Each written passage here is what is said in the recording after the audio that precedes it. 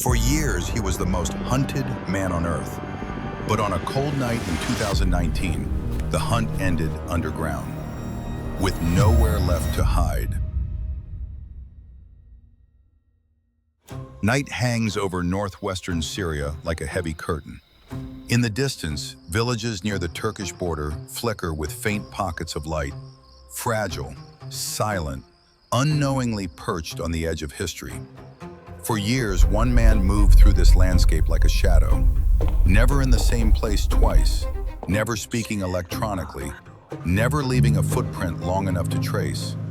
To intelligence agencies around the world, he was a puzzle with missing pieces, a leader who had vanished into the ruins of war.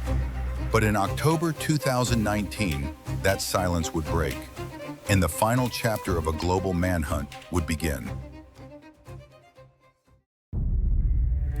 After the collapse of the caliphate between 2017 and 2019, Baghdadi didn't flee across continents.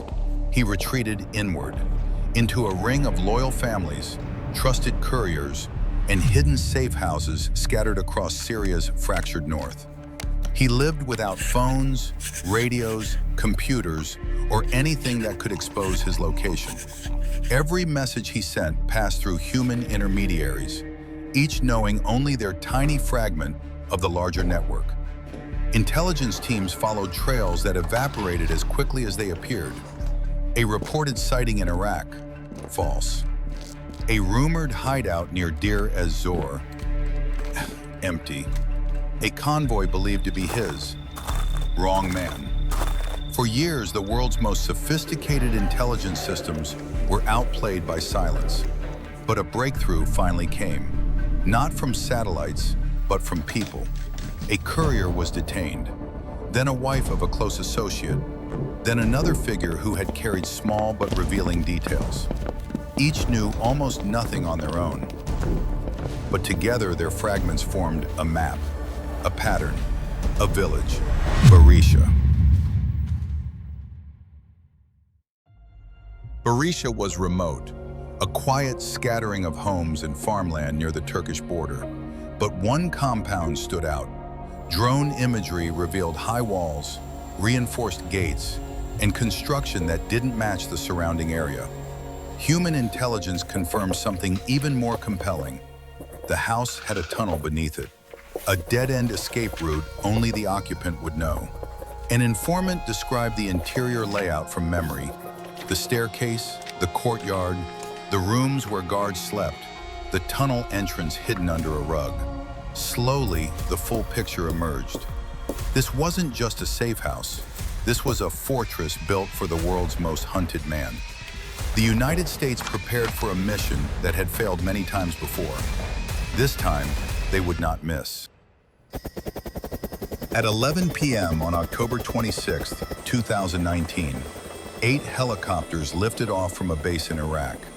On board were elite operators from the Joint Special Operations Command, Delta Force, Rangers, and the pilots of the 161st Special Operations Aviation Regiment. Their objective? Capture, or, if necessary, eliminate Abu Bakr al-Baghdadi. They flew low through hostile territory, barely clearing ridgelines to avoid radar. Locals later reported that the ground trembled as the formation swept overhead. Anti-aircraft fire erupted from the darkness below, but the helicopters held their course. The village of Barisha was minutes away. As the helicopters descended, operators fast-roped into fields surrounding the compound. Gunfire erupted from a small defensive position near the wall. JSOC operators returned fire and neutralized the threat. Then came the order. Breach! An explosive charge tore through the entry gate. Night vision silhouettes flooded through the dust-clouded opening. Inside, the assault force moved methodically, room by room, floor by floor, clearing sleeping quarters, storage rooms, barricaded doorways. Women and children were separated and moved to safety. The operators advanced deeper, until they reached a section of the compound not yet searched, the tunnel entrance. The tunnel descended steeply beneath the compound, narrow, suffocating, built for one purpose: escape. Operators called for Baghdadi to surrender. There was no response. As they advanced, their lights cut through the darkness, revealing scattered blankets, discarded objects, a tunnel narrowing to a single dead end. Then they heard movement. Baghdadi, carrying 2 young children, was running deeper inside. But the tunnel offered no way out. He was trapped. Cornered and refusing to be taken alive, he detonated an explosive device. A flash, a shockwave, dust rolling outward like a collapsing wave. When the air cleared, the hunt, after nearly a decade, was over. Operators secured hard drives, documents, and personal materials before preparing for extraction. Civilians were moved to safety. Moments after the helicopters lifted off, U.S. aircraft executed a precision strike, leveling the compound entirely. The structure vanished beneath fire and dust. Nothing remained. The raid had lasted around 2 hours. No American personnel were killed. By the next morning, the operation was confirmed to the world.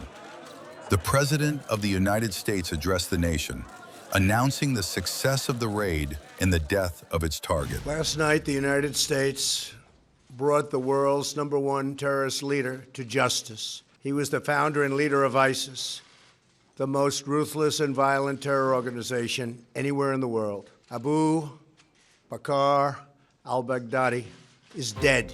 The raid in Barisha brought one of the world's most complex manhunts to a close.